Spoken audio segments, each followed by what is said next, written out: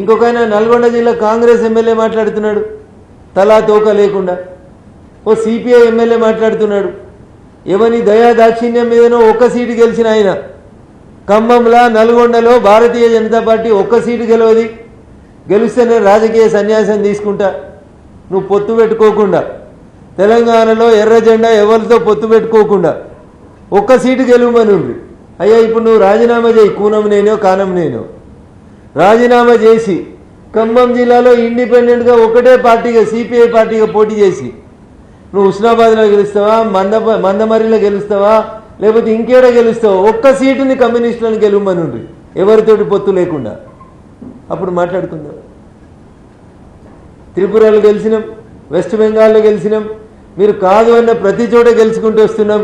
ఆఖరికి మీ పార్టీలు ఎర్ర జెండా పార్టీలు ముఖ్యమంత్రిగా ఉన్న కేరళలో తిరువనంతపురం మున్సిపల్ కార్పొరేషన్ కూడా గెలిచింది భారతీయ జనతా పార్టీ. మా బలం మా కార్యకర్తలు, మా సిద్ధాంతం, మా పనిచేసేటువంటి విధానం, అంత్యోదయం మా లక్ష్యంగా పోతా ఉన్నాం. మేము ఎవరిని వ్యక్తిగతంగా దూషించట్లేదు, ఏ రాజకీయ పార్టీని మేము తక్కువ అంచనా వేసి మాట్లాడట్లేదు.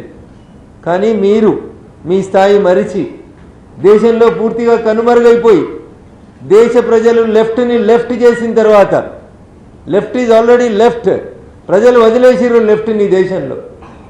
ఒక్క రాష్ట్రంలో అధికారంలో లేరు, ఒక్క దగ్గర సొంతగా మీ కాళ్ళ మీద మీరు నిలబడలేరు. కానీ మీరు వచ్చి ఇలా చెప్తున్నారు ఖమ్మం జిల్లాలో భారతీయ జనతా పార్టీ ఒక్క సీటు గెలుస్తుందా అని. అయ్యా కూనంనేని గారు నేను చెప్తా ఉన్నా, ఎస్ మీ సవాల్ని మేము స్వీకరిస్తూ ఉన్నాం.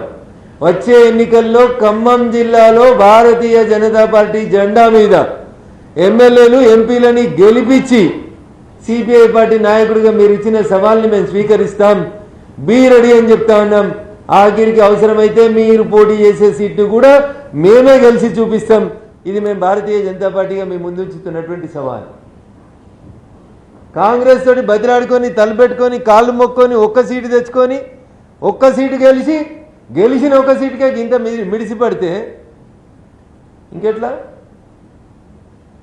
ఊళ్ళలో సామెత చెప్తారు, ఏంది అంతంత మిడిసిపడుతున్నావు, అంతంత ఎగిరి పడుతున్నావు ఏంటంటే చెప్పిందంట ఆ గింజ నేనే నల్లగున్నా, నాకంటే నల్లగా ఎవడు ఉంటాడో అన్నట్టుంది ఇలా పరిస్థితి, కమ్యూనిస్టుల పరిస్థితి. ఎన్నికలు చాలా దూరం ఉన్నాయి. ఒక ఆయన ఇప్పుడే పాదయాత్ర చేస్తా అంటున్నాడు, వీ వెల్కమ్ ఇట్. పాదాల మీద పక్క రాష్ట్రం చెల్లె చేసినట్టు మీరు కూడా చేయండి పాదాల మీద యాత్ర, మాకేం అభ్యంతరం లేదు.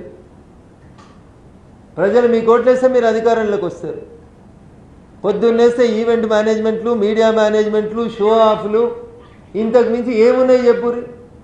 జిహెచ్ఎంసీకి ఎన్నికలు వస్తే ఆంధ్రోళ్ళ కాళ్ళల్లో ముళ్ళు గుచ్చుకుంటే పంటితో తీస్తామని చెప్తారు మీరు. ఇలా ఆంధ్రోడు ఎవడో ఉంటారు. ఎన్నిసార్లు మాట మారవలే మీ బీఆర్ఎస్ పార్టీ, ఎన్నిసార్లు మీరు నోటికి వచ్చినట్టు మాట్లాడలేదు. ఒకసారి దయచేసి ఆలోచించాలి. ఇవాళ కొత్త స్లోగన్ చెప్తున్నాడు, నేను నిన్నే చెప్పినట్టు ప్రాంతాలుగా విడిపోదాం, ప్రజలుగా కలిసి ఉందాం. మరి ఏ ప్రాంతం అయినా వచ్చి మీటింగ్ పెడితే మీకు వచ్చిన ఇబ్బంది ఏముంది? ఎవరు ఎక్కడైనా పార్టీ పెట్టుకోవచ్చు, ఎవరు ఎక్కడైనా పోటీ చేయొచ్చు, ఎవరు ఎక్కడైనా చేయొచ్చు. మీరు పోయి చెల్లని చెక్కులు పంజాబ్లు ఇచ్చిరాలే, మీరు పోయి చెల్లని చెక్కులు పంజాబ్లు ఇచ్చిరాలేదా? టీఆర్ఎస్ బాగలేదు, తెలంగాణ రాష్ట్ర సమితి కాదు భారత రాష్ట్ర సమితి దేశమంతా పోటీ చేస్తాం, నేను నా దోస్తు అసదుద్దీన్ ఓవైసీ 2 హెలికాప్టర్లు తీసుకొని ఆయనో పక్కకెళ్ళి ఈయనో పక్కకెళ్ళి తిరుగుతా అని చెప్పలేదా? ఇలా సల్కం చెరువులో మేమంతా కొట్లాడుతున్న కాలేజ్ ఏదైతుందో దాన్ని కట్టించింది ఇదే టీఆర్ఎస్ పార్టీ వాళ్ళ నాయకత్వంలో, కాకపోతే ఇంకెవరి నాయకత్వంలో? గురువింద గింజ తన నలిపారు కదన్నట్టు ఒకటే పనిగా వెస్ట్ బెంగాల్లో గెలిచిన తర్వాత తెలంగాణలో ఏ చౌరస్తాలో నలుగురు కూర్చున్నా ప్రజల నుంచి వస్తుంది ఒకటే ఒక మాట, అరే అంత పెద్ద వెస్ట్ బెంగాల్ని, అంత ఎక్కువ శాతం మైనార్టీలు ఓట్లు ఎక్కువ ఉన్నాయని చెప్పుకున్న వెస్ట్ బెంగాల్ రాష్ట్రంలోనే భారతీయ జనతా పార్టీ గెలవగలిగింది అంటే తెలంగాణలో బీజేపీ గెలుపుని ఎవరు ఆపలేరు. ఇది రఘునందన్ రావు చెప్తున్న మాట కాదు. ఏ ఊరికి, ఏ చౌరస్తాకి, ఏ పంచాయతీ కాడికి పోయి నలుగురు కూర్చున్న కాడ మీరు అభిప్రాయం అడిగినా పశ్చిమ బెంగాలే అయిపోయింది, ఇక తెలంగాణ ఎంత అని చెప్తా ఉన్నారు. ఈ పరిస్థితులలో తెలంగాణ ప్రజలు టీఆర్ఎస్ను వద్దని మార్పు కోసం కాంగ్రెస్కి అవకాశం ఇస్తే పేన మీదకి వెళ్ళి పోయిలా పడ్డట్టు భావిస్తూ ఉన్నారు. కాబట్టి భారతీయ జనతా పార్టీ నాయకత్వం భారతీయ జనతా